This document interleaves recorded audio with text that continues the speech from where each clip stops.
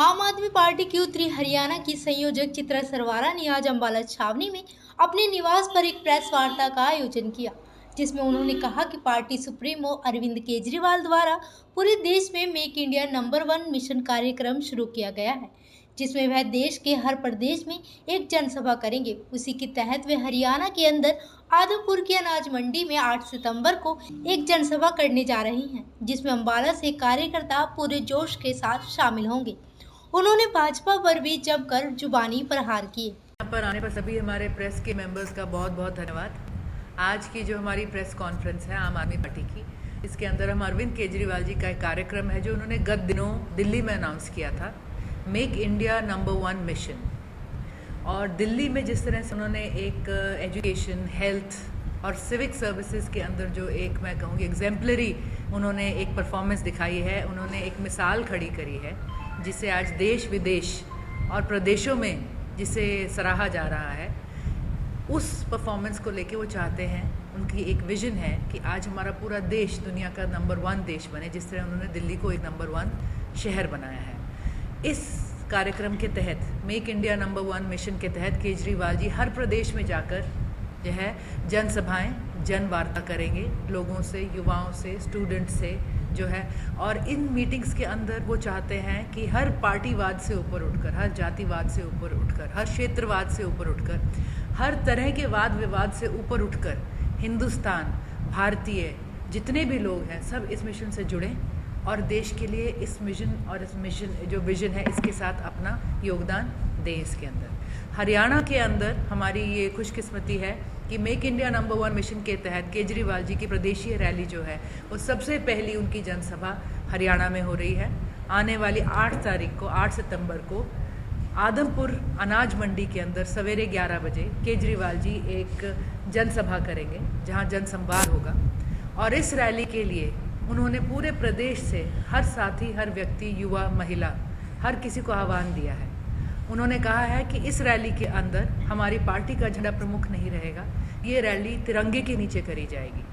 Make India number 1 mission किसी party का mission नहीं है। मेक इंडिया नंबर 1 हमारे देश का, हर भारतीय का, हर कोई जो चाहता है कि हमारे बच्चे इस देश को छोड़ने पे मजबूर ना हो, हर उस माँ बाप का एक मिशन है और हो सकता है। आज दुनिया में हम देख रहे हैं, देश में हम देख रहे हैं कि कितने ही राज्य हैं जो राजनीति से ऊपर उठकर उनकी सरकारें आज डेवलपमेंट के मॉडल को चुन रही हैं। अगर आप बिहार देखें तो बिहार ने कहा है कि दिल्ली का एजुकेशनल मॉडल वो अपने स्कूलों में लागू करना चाहेंगे। अगर आप तमिलनाडु देखें तो उन्होंने 25 स्कूल ऑफ एक्सीलेंस दिल्ली के एजुकेशनल मॉडल के ऊपर अपने बनाए हैं। और इन स्कूलों के इनॉग्रेशन के लिए तमिलनाडु की सरकार ने, हम समझते हैं एक बहुत ही खूबसूरत जेस्चर था, बहुत ही अच्छा उनका ये कदम था। उन्होंने केजरीवाल जी को इन 25 स्कूल ऑफ एक्सीलेंस के इनॉग्रेशन के लिए उन्होंने केजरीवाल जी को बुलाया। आज हमारा जो देश है, आज जो हमारी मुश्किलें हैं वो साझी हैं। आज वो राजनीतिक पार्टी और किसी जाति और किसी, हम कहेंगे समाज के ऊपर उठकर एक साझी मुश्किल हमारे पास है। अगर हम इंडिया नंबर 1 बनाने चले हैं तो लाजमी है हमें हरियाणा भी नंबर 1 बनाने की तरफ कदम उठाने पड़ेंगे। तो ये हरियाणा वासियों के लिए भी है कि मेक हरियाणा नंबर 1 इस हमारे जनसभा में आप सब आकर जुड़े। आज हरियाणा नंबर 1 है बेरोजगारी में, आज हरियाणा नंबर 1 है भ्रष्टाचार में। इन सारी मुश्किलों को अगर हमें पीछे छोड़ना है तो हमें राजनीति छोड़कर काजनीति की तरफ जाना पड़ेगा। एक मॉडल है जो केजरीवाल जी ने दिखाया है, जिसे बाहर की दुनिया, न्यूयॉर्क टाइम्स, सिंगापुर, दूसरी सरकारें जिसे अप्रिशिएट कर रही है और हमारी सरकार उसको उतना ही दबाने में लगी है, मौजूदा सरकार जो प्रदेश की है। तो आप सबसे, सभी हमारे मीडिया के साथियों के माध्यम से पूरे प्रदेश के, हर हमारे शहर के, हमारे हर साथी से आज हमारा न्योता है कि 8 तारीख को आदमपुर में मेक इंडिया नंबर 1 मिशन के साथ जुड़े और मेक हरियाणा नंबर 1 का मिशन भी हम इसका आगाज़ 8 तारीख से करें। ईडी का सामना नहीं करना पड़ रहा, किस तरह से कर पाएंगे सर? देखिए, जिस दिन ईडी की रेड हुई, मनीष सिसोदिया जी ने एक बार भी नहीं कहा मैं डेफेमेशन का केस डाल दूंगा, एक बार भी उन्होंने कोई धमकी नहीं दी, एक बार भी पार्टी ने ये नहीं कहा कि सारे साथी हर प्रदेश से उठ के आ जाए, सड़कों पर बैठ जाए। उन्होंने एक ही बात कही, we have nothing to hide, हमारे पास छुपाने को कुछ नहीं है, वी वेलकम द ईडी का रेड। लेकिन ये बहुत दुख की बात है, ईडी की रेड उसी दिन उसी व्यक्ति पर डाली जाती है जिसे न्यूयॉर्क टाइम्स अपने मुख्य पन्ने पर जिस नेता की, जिस पार्टी की आर्टिकल डालता है कि एक पॉलिटिकल पार्टी दुनिया को दिखा रही है किस तरह से बदलाव ज़मीन पर लाया जा सकता है, किस तरह से लाखों जो भविष्य, उनके परिवारों के भविष्य आज सुधार दिए गए हैं, उसी दिन उस नेता, उस लीडर के ऊपर एक ईडी की रेड डाल दी जाती है। अब तो ये सवाल उठ रहे हैं कि आपने रेड भी मार ली, आपने लॉकर तक चेक कर लिए, तकिए गद्दे तक फाड़ डाले, आपको मिला क्या है? आज तक भाजपा ने ये नहीं बताया कि मिला क्या। हम समझते हैं उन्हें कहीं ना कहीं बहुत सारी बद्दुआएं ज़रूर मिल गई होंगी उन लाखों करोड़ों परिवारों से जो आज समझते हैं कि राजनीति के लिए ये पार्टी हर उस पर पेड़ को काट सकती है जो दुनिया को छाया या फल देना चाहता है। गढ़ जो हमें भेजने हैं वो है भ्रष्टाचार के गढ़, बेरोजगारी के गढ़, ये भेजने हैं, ये हमारा मुख्य टारगेट है। आगाज़ बदलाव, अगर हम व्यवस्था परिवर्तन करना चाहें तो ये लाजमी है कि एक प्रजातंत्र के अंदर उसका माध्यम वोट और चुनी हुई सत्ता और सरकार के माध्यम से ही हो सकता है। हमें पूरा विश्वास है कि 2024 के चुनाव में हरियाणा में बहुत बड़ा बदलाव आएगा और जिस तरह से पंजाब ने इस वक्त केजरीवाल जी को और उनकी सरकार को चुना है, भगवंत मान जी की सरकार का वो साथ दे रहे हैं, उसी तरह से 24 में एक बहुत बड़ा बदलाव जो है हरियाणा में आएगा। इसे हम नहीं नकार सकते कि बदलाव जो है विधानसभा चुनाव से शुरू होता है और ये आदमपुर का जो उपचुनाव है उसकी एक कड़ी है। इसे हम और पार्टी बहुत सीरियसली ले रहे हैं और इससे बढ़िया हम समझते हैं मैसेज देने का, लोगों को जोड़ने का, अपनी परफॉर्मेंस दिखाने का मौका हमारे लिए नहीं हो सकता। देखिए, हम यही कहेंगे कि जो कांग्रेस पार्टी है आज एक हाशिए पे आकर खड़ी हुई है और जो कुरीतियाँ, जो कुनीतियाँ कांग्रेस पार्टी के बहुत सालों से सिस्टम में आ गई हैं, उसने हर कोशिश को विफल कर दिया है। किसी भी तरह की कोशिश कांग्रेस को रिवाइव करने की, जोड़ने की करी गई हो। रही बात कि कौन नेता किससे मिल रहे हैं, हम ये कहेंगे कि एक G23 का ग्रुप था, बहुत समय से उन्होंने अपने जो है परेशानियां अपनी लीडरशिप को व्यक्त करी थी, उन पे कदम उठाया गया या नहीं उठाया गया ये तो सब अपने आप से उस पर हिसाब लगा सकते हैं। ये ज़रूर होता है कि जब किसी भी पार्टी में नेता सालों साल, दशकों तक इकट्ठे रहे हों तो एक रिश्ता निजी भी हो जाता है, जो निजी भी होता है और राजनीति से अलग भी होता है। इसका जो है क्या निष्कर्ष रहा, ये तो कांग्रेस पार्टी, कांग्रेस हाईकमांड और कांग्रेस के नेता ही दे सकते हैं। क्या लगता है आपको पानी? देखिए, ये संघर्ष जो है, अगर हर धर्मी पर सरकार आ जाए, अगर वो ये मान ले कि हमें लोगों के बच्चों की कुछ नहीं सोचनी है, तो आज ये दुर्भाग्य की बात है कि आज उनके पास ये ताकत है। लेकिन जनता की आवाज़, लोगों का जो आंदोलन होता है, बहुत बड़ी चीज़ होती है। 105 स्कूल तो पहले हैं, 214 स्कूल हेडलाइन में दोबारा आ चुके हैं। सुनने में आया है कि हरियाणा में 1400 ऐसे स्कूल हैं जिन्हें बंद करा जाएगा। अगर आप इन स्कूलों को देखें तो बड़ा कमाल का प्रकरण है।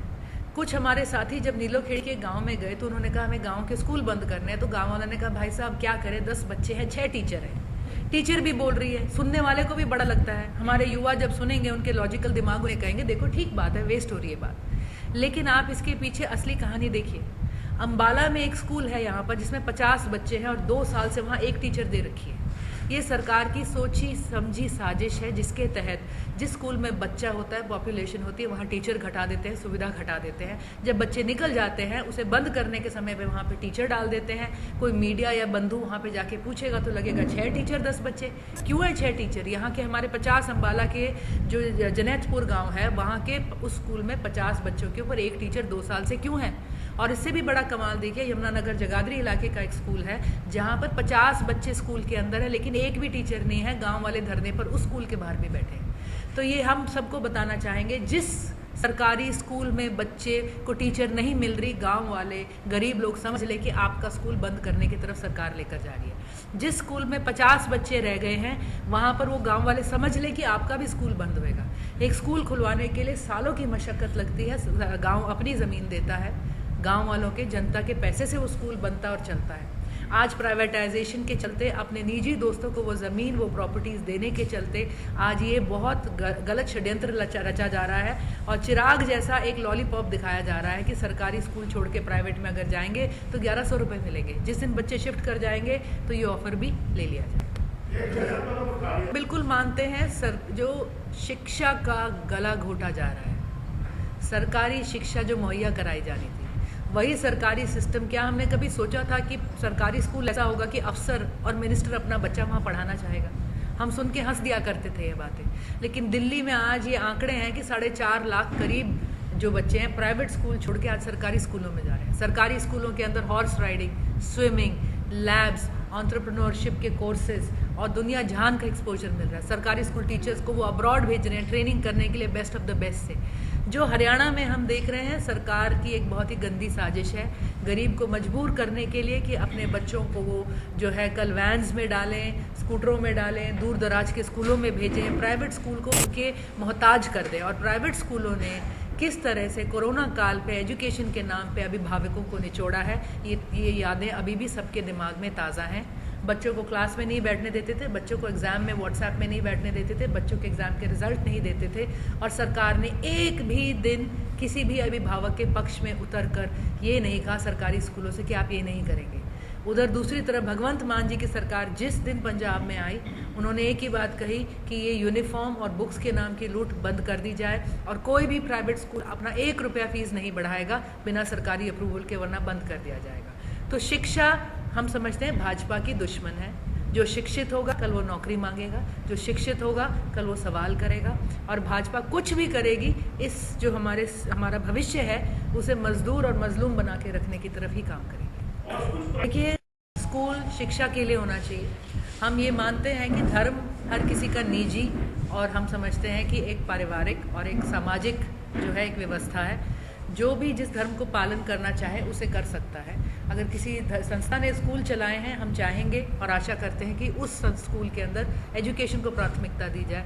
आम आदमी पार्टी किसी भी तरह से धर्म और जात पात के नाम पर किसी मुद्दे को बढ़ावा नहीं देगी। आम आदमी पार्टी निकाय का जो चुनाव था उसमें उन्होंने चेयरमैन कैंडिडेट्स अपने हर 46 के 46 शहरों में उतारे थे, और आने वाले जो हमारे पंचायती राज के चुनाव हैं इसके अंदर जिला परिषद का चुनाव आम आदमी पार्टी अपने चुनाव चिन्ह पर लड़ेगी। उससे नीचे का कोई भी चुनाव आम आदमी पार्टी अपने चुनाव चिन्ह पर नहीं लड़ेगी।